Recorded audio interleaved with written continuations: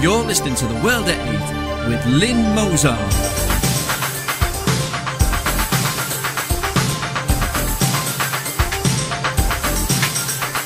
The World at 8, the number one in nationalist news.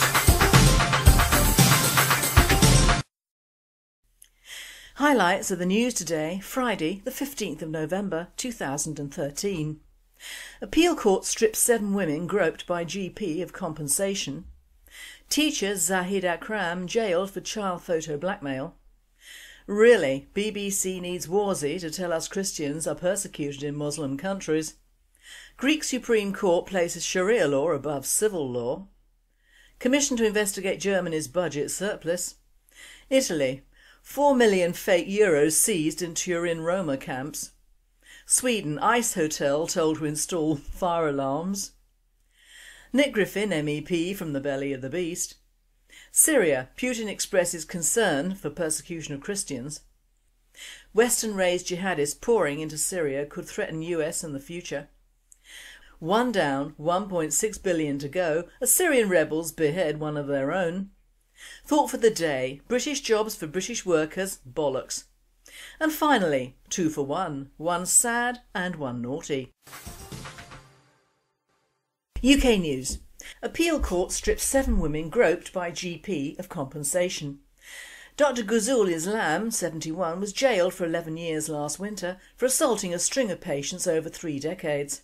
He questioned them on their sex lives, performed unnecessary intimate examinations and, in one case, put his penis into a patient's mouth. The women had been awarded cash sums totalling £38,500 after a judge at Sheffield Crown said it was the worst case of its kind he'd seen during his career. The victims were stripped of their compensation payouts by appeal judges. Lord Justice Davis said no evidence had been put before the Crown Court on which the judge could reliably say the women had been mentally damaged by the abuse.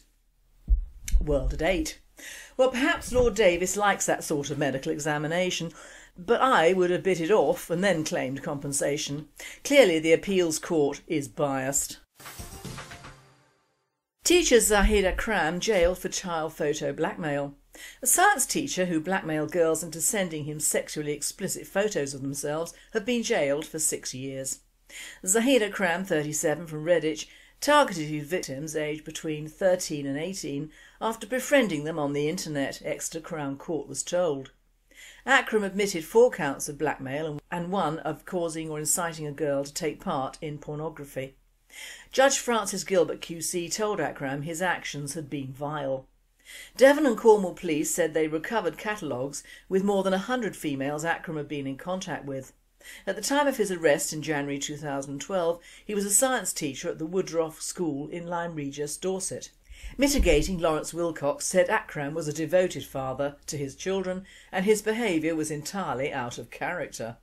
Passing sentence, Judge Gilbert told Akram that even though he was the father to daughters, he targeted schoolgirls, knowing of their susceptibility and vulnerability. World at 8 comments. Well, we all know of the Muslim predilection for vulnerability, don't we? Especially up north of the UK. Really, BBC needs Warsi to tell us Christians are persecuted in Muslim countries. Christianity is at risk of extinction in some parts of the world due to growing persecution of minority communities, a minister has warned. Baroness Varsi said that Christians were in danger of being driven out of countries such as Syria and Iraq where the religion first took root. Syria's civil war and instability in Iraq has seen many leave. Baroness Varsi said politicians had a duty to speak out against persecution and appeal for religious tolerance. In a speech at Georgetown University in Washington DC, the Foreign Office Minister, who also has responsibility for faith communities, said 1 in 10 Christians were living in countries where they were in a minority. I'm concerned the birthplace of Christianity, the parts of the world where Christianity first spread, is now seeing large sections of the Christian community leaving and those that are remaining feeling persecuted, she told Radio 4's Today. Tragically, what's happening is that they are being seen as newcomers, being portrayed as the other within that society, even though they have existed there for many, many centuries, she said.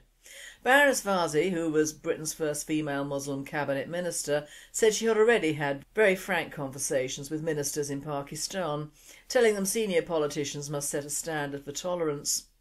World at 8. Well, it gets her in the news again, doesn't it? European news. Greek Supreme Court places Sharia law above civil law. The last will and testament of a Muslim man, which was prepared according to Greek civil law, has been annulled in the Greek Supreme Court because it is not compliant with Sharia law.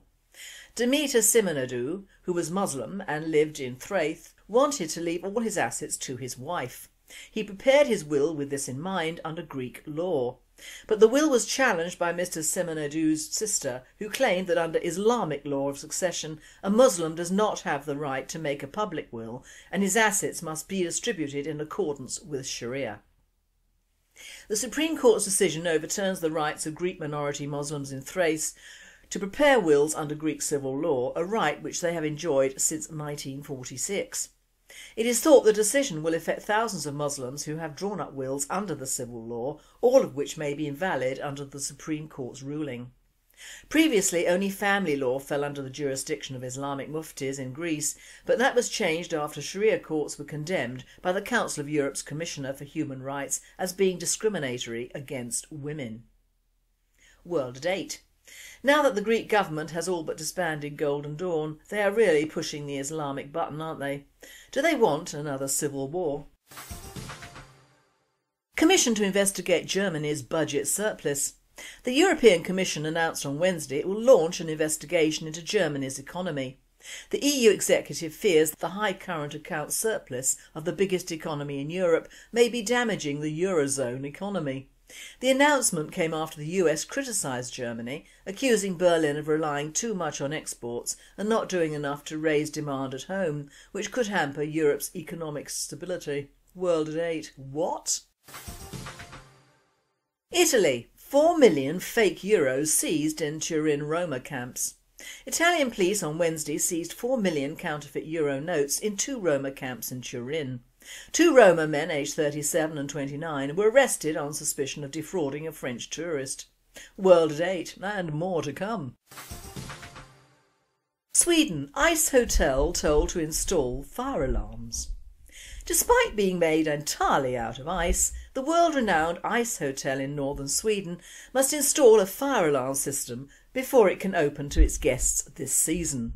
Sweden's National Housing Board is requiring the installation, according to news agency TT.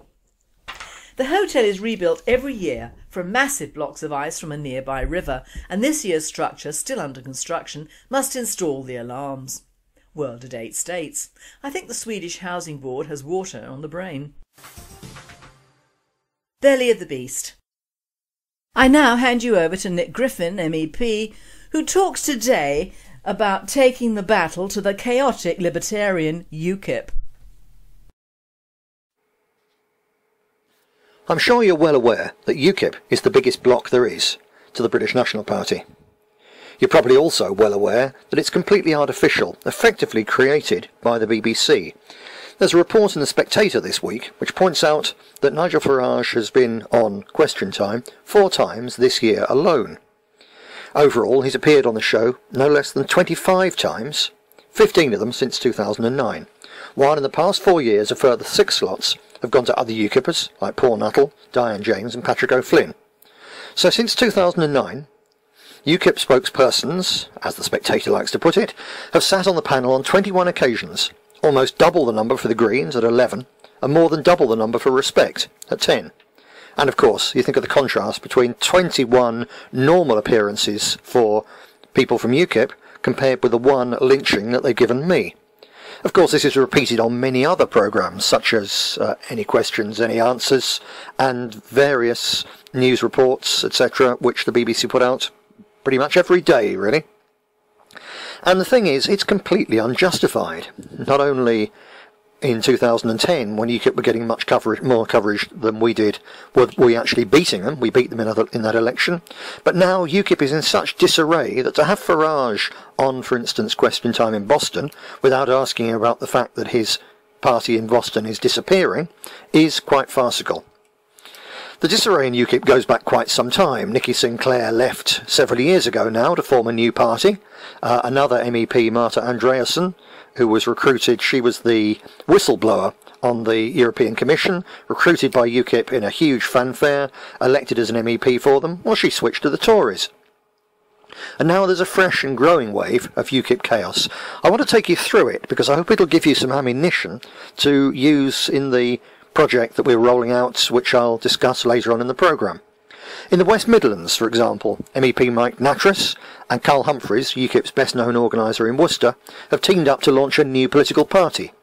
This led to a story in the local papers, quote, "The UK Independence Party is in meltdown in Worcestershire, with an entire group of activists sensationally quitting to form a breakaway group," unquote.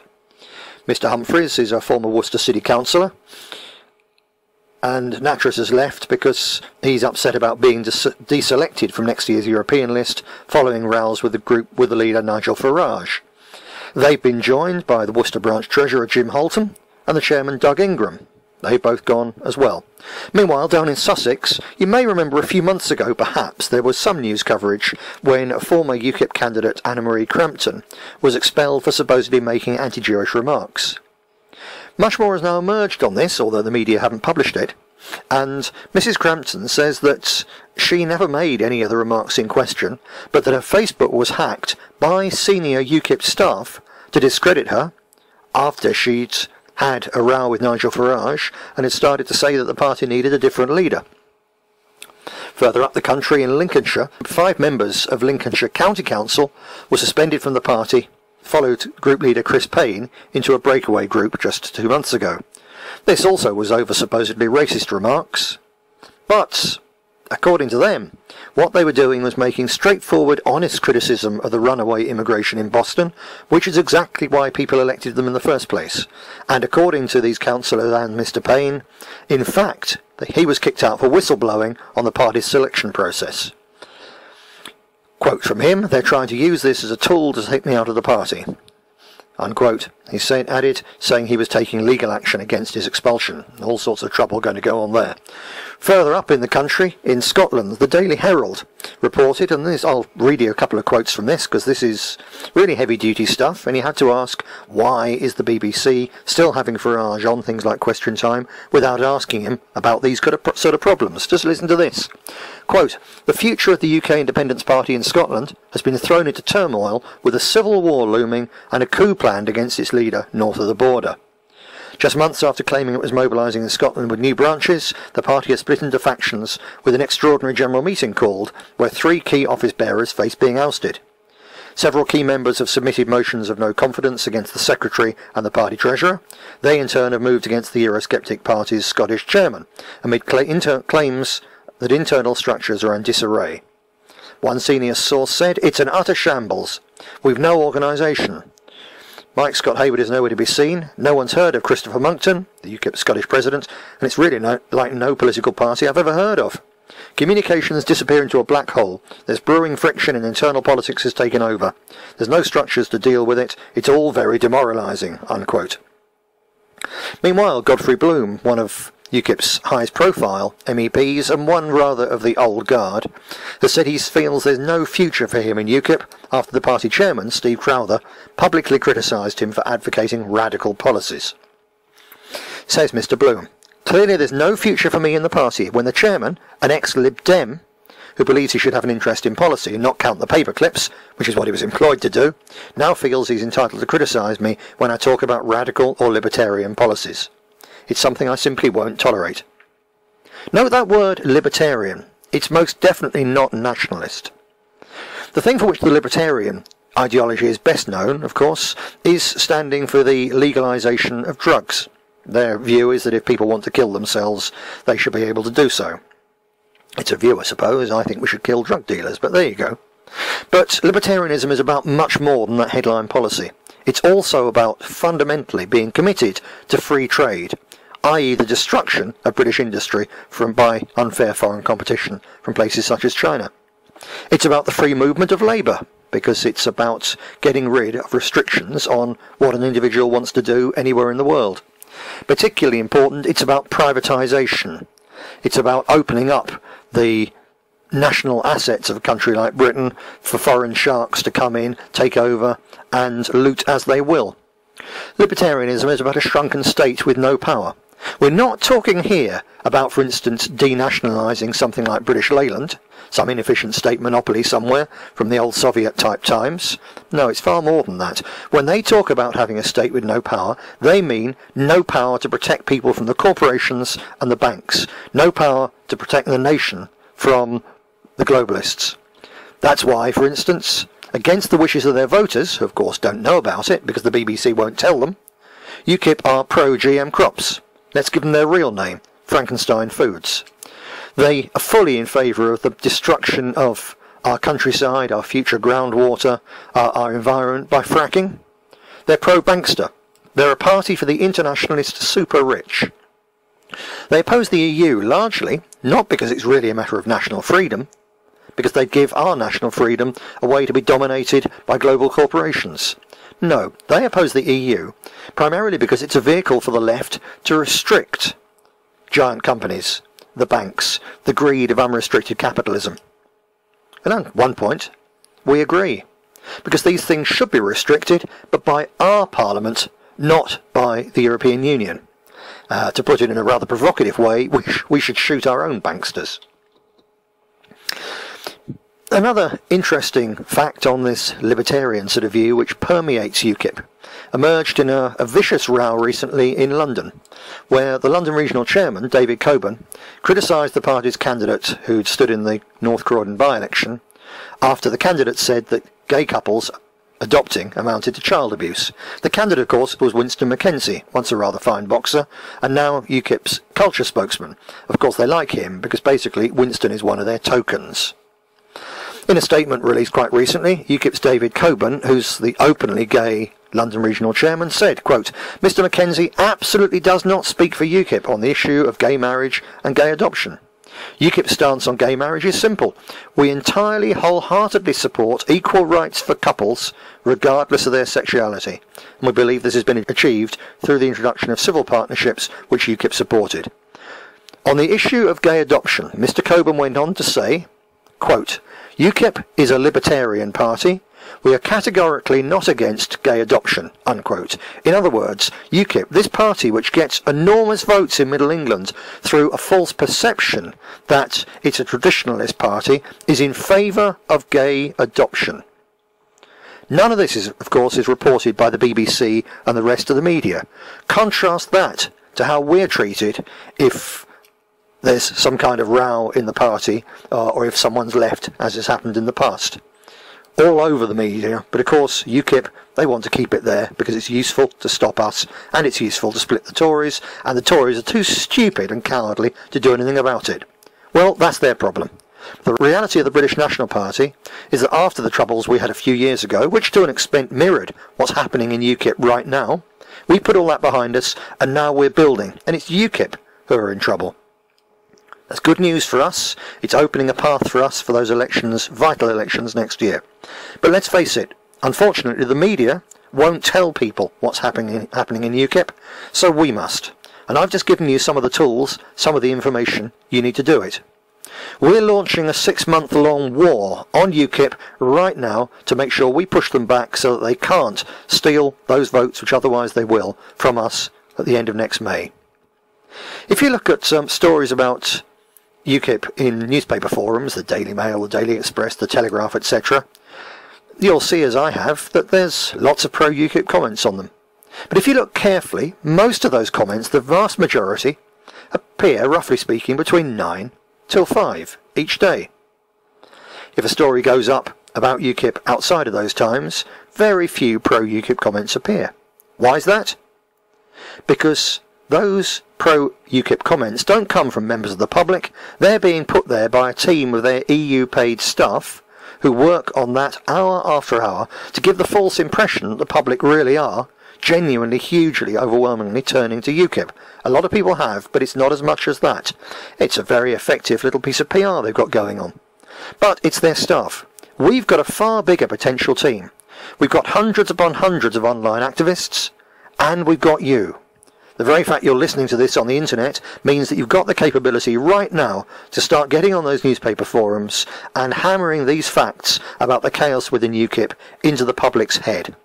So, we're going to be using the online activism system in future, not just to spread our own ideas, our own policies and so on, but also to mobilise activists to get on these newspaper forums and hammer UKIP. So do go and register, and then watch for these alerts as we send them out. We aim to do it every couple of days.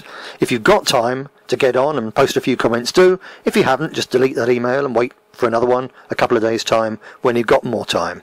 But let's really hit these people, because UKIP is really very dangerous, not least because they're being presented by the mass media as the anti-immigration party, when in fact, as you probably know, their policy on immigration really is what they call balanced immigration, which means that every Brit who leaves, some kind of third world foreigner can come in. And with 350,000 of our people leaving Britain every year, that means UKIP would happily allow 350,000 Somalis, Pakistanis, Kurds, etc. to come into Britain. On top of that, they also say that they think that we need, well, Nigel Farage in 2010 said that 250,000 work permits should be issued to foreigners each year. He's now cut that back to 50,000. Well, that's nice of him, isn't it? So that UKIP say 50,000 a year can come in as long as they've got work permits. In other words, as long as they're coming here to steal British jobs. And on top of that, for every Brit who leaves, another one can come in. So UKIP's anti-immigration policy is in reality a policy for something like 400,000 immigrants coming in every year as 350,000 Brits leave. When you take into account the differential birth rate of immigrant communities having far more children than we do, and the differential death rate of the largely older British population, UKIP's policy would mean that the balance of British population would change every year about 1 million in favour of the third world and against the British people. That's not an immigration policy, that's a policy for a slow genocide. We need to stop these people, and the first thing to do is to expose them, time and time and time again. We're on a roll now. The treachery of Tommy Robinson and the collapse of the EDL is bringing us new activists all over the country. And simultaneously now, the chaos which is going on in UKIP is starting to open political and electoral space for us as well. This is really good news, you know. We've got 6 months to go till those elections, and there's all to play for. So let's step it up, because we're in this to win. Thank you very much, Nick. I should think Farage is quaking in his boots. World news. Syria, Putin expresses concern for persecution of Christians. In a telephone call to Syrian President Bashar al-Assad, Russian President Vladimir Putin expressed concern over the news of the purposeful persecution of Christians and other religious minorities by extremists. Putin also said he hoped that the Syrian government would do everything in its power to alleviate the suffering of civilians and to restore interconfessional peace. The Russian president reiterated Moscow's support for the decisions made by the Syrian people. Western-raised jihadis pouring into Syria could threaten US in future. Most of the more than 1,000 jihadists who have poured into Syria to fight alongside Al-Qaeda carry passports from North America and Europe, raising the possibility that they could easily bring terror back to the West, according to a key US lawmaker who receives regular briefings on the issue. The prospect is especially chilling given that Al-Qaeda-linked fighters in Syria seem determined to use the embattled nation as a haven from which to launch future attacks beyond the region, according to Representative Mike Rogers, Republican Michigan, who chairs the House Intelligence Committee. World at 8, much like our British-born terrorists. One down, 1.6 billion to go as Syrian rebels behead one of their own. An Al-Qaeda-affiliated rebel group in Syria is reported to have asked for forgiveness after beheading a fellow rebel in the case of mistaken identity. A video recently posted online showed members of the Islamic State of Iraq and the Levant brandishing the severed, bearded head of a man. They said he was an Iraqi Shia caught fighting on the government side. But other rebel fighters watching the video recognised the man and said he was one of their commanders. World at 8. These people are not the brightest, are they? Only a few million to go then. Perhaps they could consult the web to see how to cut off a head kindly. Thought for the day. British jobs for British workers? Bollocks. My response to the wonderful news that 7 in 10 jobs go to British workers is that it is a play on words. Not figures, but words. Probably 7 in 10 jobs do go to British workers, or what the media in full misinformation flow call British born. Let's look carefully at the wording in the Daily Mail. It compares foreign-born workers to British-born workers. Now, in anyone's language, let alone a nationalist's, British-born can and does mean ethnics born in Britain. Am I wrong? No, I am right. Most, if not all, babies born to immigrants can be classed as British-born, and most automatically get British citizenship for being born in this country. That is why a vast majority of immigrants come here to have children who will qualify for this citizenship and all the freebies that it entails. So that 7 could mean and does mean that all that percentage are British-born citizens of ethnic immigrant parents, which in sort does not mean British English parentage at all. This is how Boris the Loris got away with his trilling of British jobs for British people mantra some years ago. The media call everything British, when in truth there is nothing less British than a homegrown Muslim terrorist who is fighting abroad against the British. How stupid can the media and governments be? But of course it isn't stupidity that drives these articles, it is desperation. The Office for National Statistics state that out of the 376,000 jobs created over the last 12 months, 68% went to workers who had been born in this country. Fine.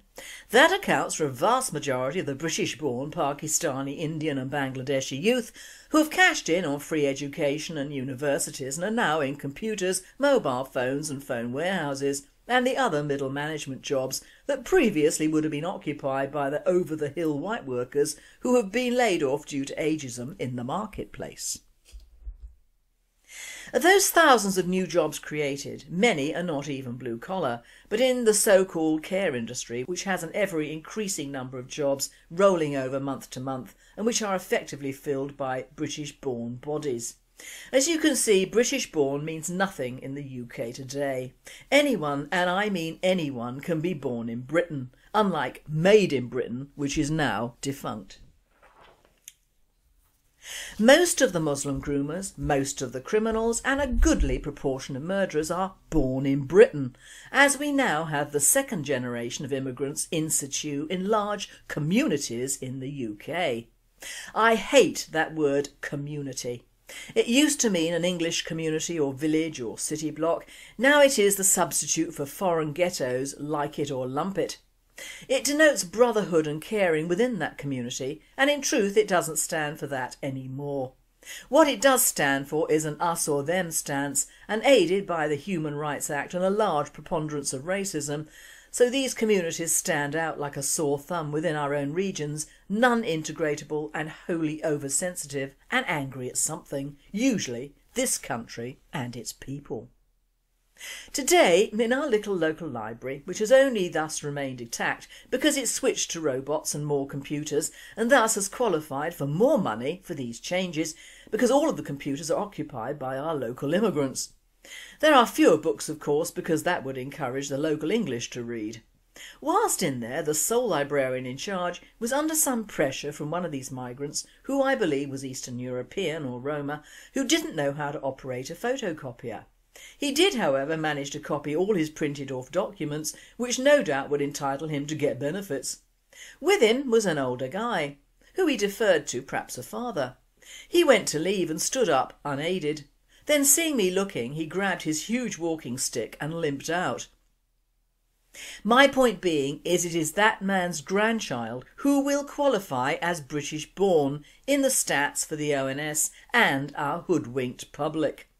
To cap it all, a very nice new Mini driven by yet another son drove up to collect them. Surely the great British public must know what's going on. Can't they see it around their own shops, houses and places of work? To the few Bordenites that were there it meant nothing, they didn't even notice. And this is the problem. People don't notice and people don't care. They feel if it doesn't affect them directly, and these people don't live next door or take their jobs or abuse their children or take the food from their mouths, so why should they? The mere fact that many of these people are doing just that indirectly doesn't even occur to them. They've been propagandised and brainwashed into thinking that if you think along those racist lines, you are beyond the pale, or, of course, the well-used term now for nationalists and patriots, the far right. Cross your fingers while you say it and the far right bogeyman won't come and haunt you. Or, as my American husband said today, the most despised immigrants are the Americans. But as I said to him, he didn't come over here with the express idea of cashing in on jobs or benefits or to join his tribe. He came over in a 2-year contract, met me and stayed, and in fact when in work was paying the super tax bracket in this country. So in my book certainly he ranks above the normal blinkered British working man who now seems to be signing his own death warrant quite happily. When will the true Brits start to see what is happening? When will they actually start thinking that every migrant they see will produce more and bring in more of their tribes or clans, as indeed for the last 40 years have our older migrants been very busy indeed? We may start moaning about the Romas, of whom many thousands are already here and breeding, with the very real threat of thousands more to come. The Poles and the other Eastern Europeans have caused ructions in many southern towns, but the very dangerous and sad fact is that it is the earlier immigrants from Kenya and the Indian subcontinent who have been very industrious in producing so-called British citizens for our stats to include and cover for jobs as a whitewash, literally. And even with this in mind, greedy employers are still advertising British jobs abroad for real non-British workers. A law will have to be passed sometime soon to say that if an immigrant child is born in Britain, he or she is not British. They are Indian, Pakistani, whatever, but they are not indigenous English or British. Because the EU has ruled that there is no such thing as a white indigenous English person. So why should there be a black or brown British person? British born is an anathema and a convenience to diversity and multiculturalism, and nothing more than that. And finally, 2 for one sad and one naughty. One of the saddest bits of news I read today was the death of a clam that had lived for over 500 years, and somehow the University of Bangor managed to kill it. My words for those so-called scientists are unprintable, but my sympathy for poor Ming the mollusk, who managed to survive hundreds of years untouched by civilization, is unbounded. Poor little thing, put into a freezer after quietly living his life at the bottom of the ocean, not doing any harm to anyone, and interfering bodies scoop him up just to run tests on him. Haven't these idiots got anything better to do, like discovering the cure for cancer or just discovering the cure for bloody-mindedness? They should have put him back. He might have survived even then. You never know. Now a naughty funny to cheer us up for Friday.